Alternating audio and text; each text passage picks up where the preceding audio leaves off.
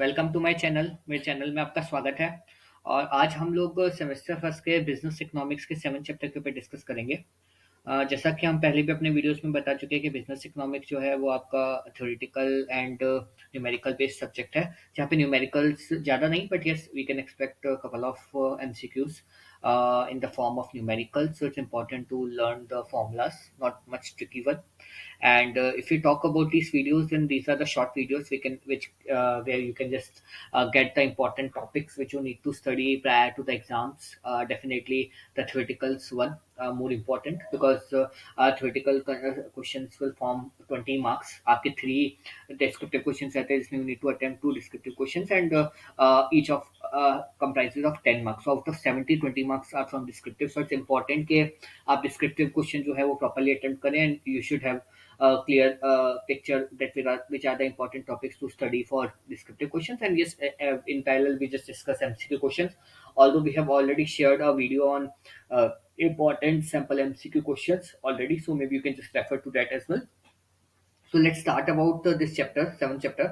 इस चैप्टर की अगर हम बात करें, so this chapter is more about from the production side, right?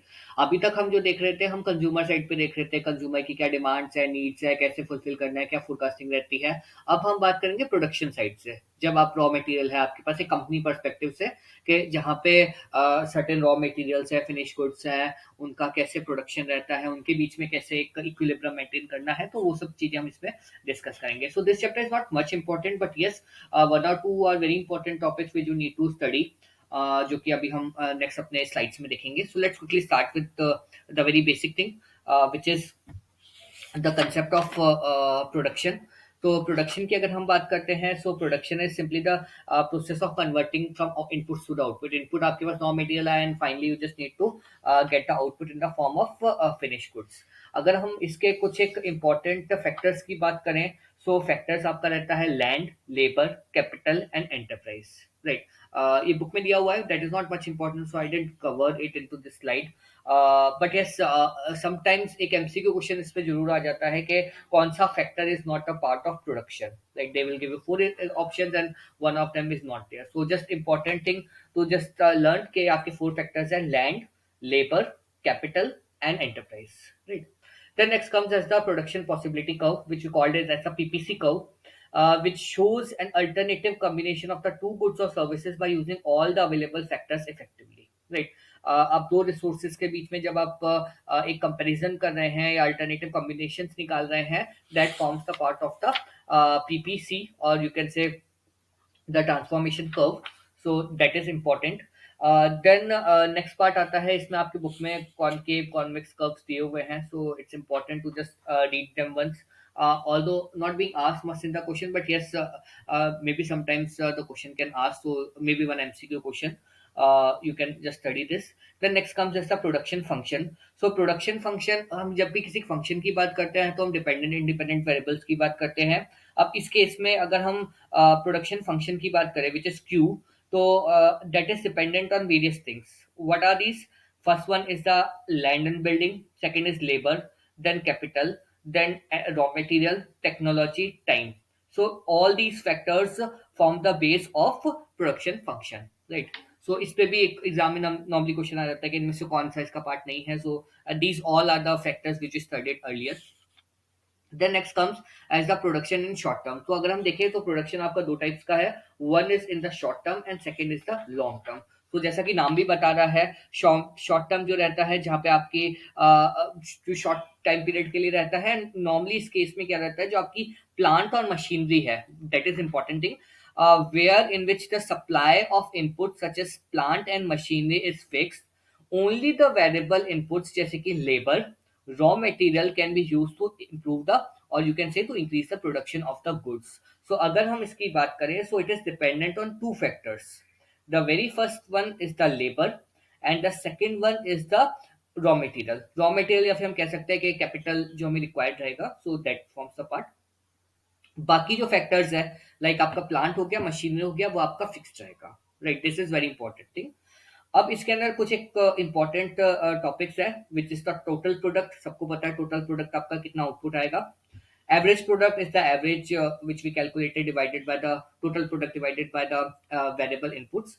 Third is the marginal which is simply the increasing one unit. हम पहले भी डिस्कस कर चुके हैं, पहले भी अपने वीडियोस में बता चुका हूँ कि you just need keep this thing in your mind. Marginal is simply आप जब एक यूनिट चेंज करते हैं उसका क्या इम्पैक्ट पड़ेगा, राइट.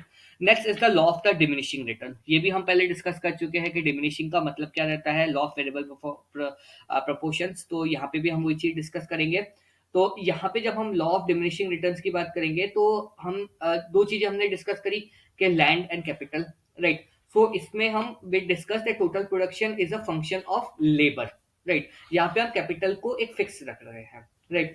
तो लॉ ऑफ डिमिनिशिंग रिटर्न्स क्या बोलता है कि सबसे पहले आपका इंक्रीज होगा, फिर डिमिनिश होगा, फिर आपका नेगेटिव रिटर्न जाएगा. बुक में आपके एक डायग्राम दिया हुआ है, just read your diagram because उसमें आपके तीन चीजें दी हुई है, total product, marginal product and the average product. तो नॉर्मली एग्जाम में क्वेश्चन आता है कि कौन से केस में आपका मार्जिनल प्रोडक्ट या एवरेज प्रोडक्ट आपका मैक्सिमम रहेगा, कौन से लेवल पे रहेगा, कौन सी स्टेज पे रहेगा. So these three stages are important. And यहाँ पे स्टेज वन में भी दिया हुआ MP is greater than AP, second stage में MP is less than AP, and third case MP is less than zero and AP is greater than zero, right. तो ये जो तीन चीजें आपकी दी हुई हैं, समटाइम्स इस पे भी क्वेश्चन आ जाता है, थोड़ा सा ट्रिकी एंड थोड़ा सा कंफ्यूजिंग है. सो स्टेज वन में आपका मार्जिनल हमेशा ज्यादा होगा एवरेज से. सेकंड केस में आपका मार्जिनल हमेशा कम होगा एवरेज से, बट दोनों केसेस में जीरो से ऊपर होगा. थर्ड केस में क्योंकि हमने बताया वो नेगेटिव जाएगा, तो नेगेटिव के केस में ऑब्वियसली एवरेज तो हमेशा आपका ग्रेटर देन जीरो रहेगा, बट मार्जिनल क्योंकि दैट्स हमने पहले ही बताया कि मार्जिनल क्या होगा, वो एक लेवल पे बढ़ता है, फिर कांस्टेंट होकर फिर डिक्रीज होता है, राइट. तो वो आपका नेगेटिव हो जाएगा. Then next is the significance of law of diminishing return.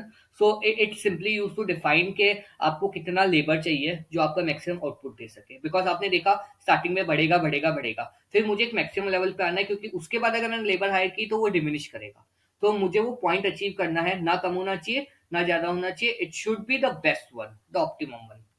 Then next is the optimum employment of the labor, the same thing which we had discussed, right. Then next comes as the production in the long run. अब long run की अगर हम बात करते हैं तो वहां पे हम लेबर और कैपिटल दोनों को ही इलास्टिक रख रहे हैं, राइट. सो लेबर भी आपकी चेंज हो रही है, आपकी कैपिटल भी वेरिएबल प्रोडक्ट्स है. पहले के केस में हमने क्या देखा, वहां पे आपकी सिर्फ लेबर चेंज हो रही है, लेबर रॉ मटेरियल, कैपिटल आपकी सेम है, ठीक है. तो वहां पे सिर्फ आप एक माइंड में रहेगा कि लेबर आपकी चेंज होगी.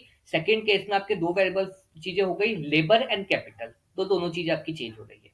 तो इसमें अगर हम बात करते हैं तो इसमें कुछ एक टॉपिक्स है that are important, so just read them once. First is the isoquant curves. Iso means equal, quant means quality और क्वांटिटी, सॉरी क्वांटिटी और आउटपुट.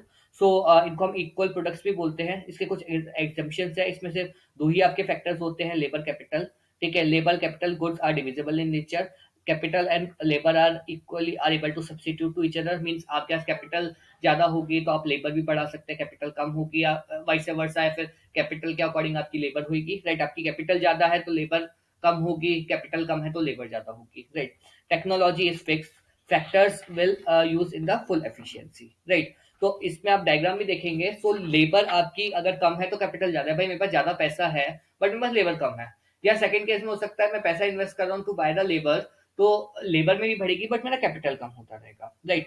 इसके कुछ एक प्रॉपर्टीज है, it is downward sloping, it is convex to origin. So concave convex के बहुत questions आते हैं, तो don't get confuse, this is convex to the origin.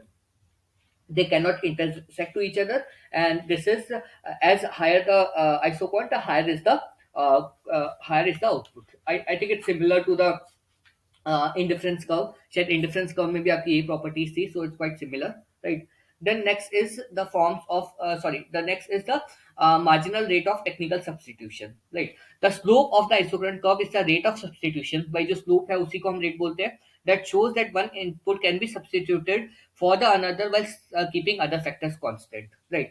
तो जहां पे आप एक फैक्टर को चेंज कर रहे हैं और दूसरे को, मैं एक फैक्टर का दूसरे फैक्टर पे क्या इम्पैक्ट पड़ेगा, it simply k divided by l means the change in the k divided by change in the l, which is change in the capital divided by change in the labor. Then various forms of isoquant curves. तो isoquant curves की अगर हम बात करते हैं then it's a linear isoquant curve, जो कि आपका एक लीनियर फॉर्मेट में रहेगा, जहाँ पे it's perfect substitution between both the inputs capital and labor which are the production functions. Then second comes as the L shaped. तो L shaped में it's perfectly complementary to each other, right? Which combination of both is a fixed in a move in a fixed proportion. That's a L shape. The third one is then next topic comes as elasticity of substitution between the certain factors.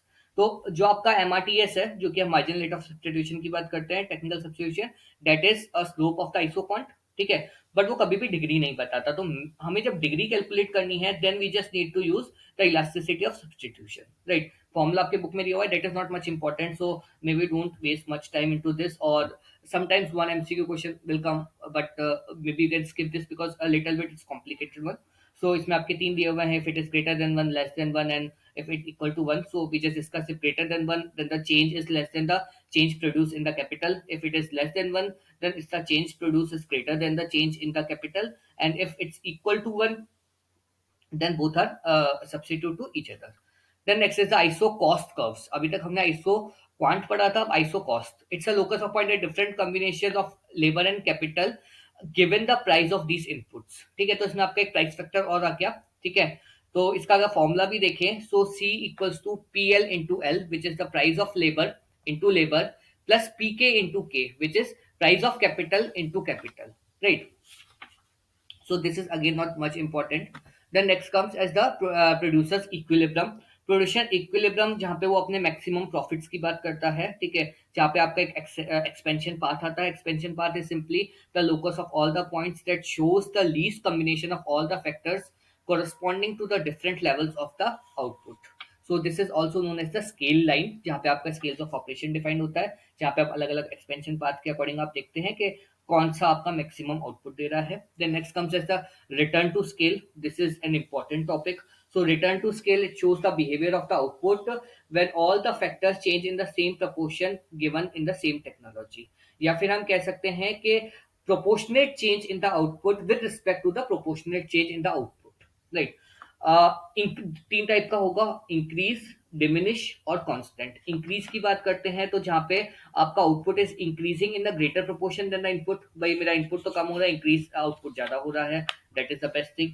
Second is the constant, जहां पे equal level पे हो रहा है, जितना input increase हो रहा है उतना आउटपुट इंक्रीज हो रहा है। And last one is the diminishing, जहां पे मेरा आउटपुट जो है वो कम प्रपोर्शन में इंक्रीज हो रहा है in comparison to the input, which is obviously not recommended, right? So these are the all returns to scale, and this is a little bit tricky chapter, but there are only few topics which you need to study. Maybe you can skip couple of tricky ones because that forms only 1 or 2 marks, so maybe if you can just negotiate with that, then you can just cover other topics which are more scoring.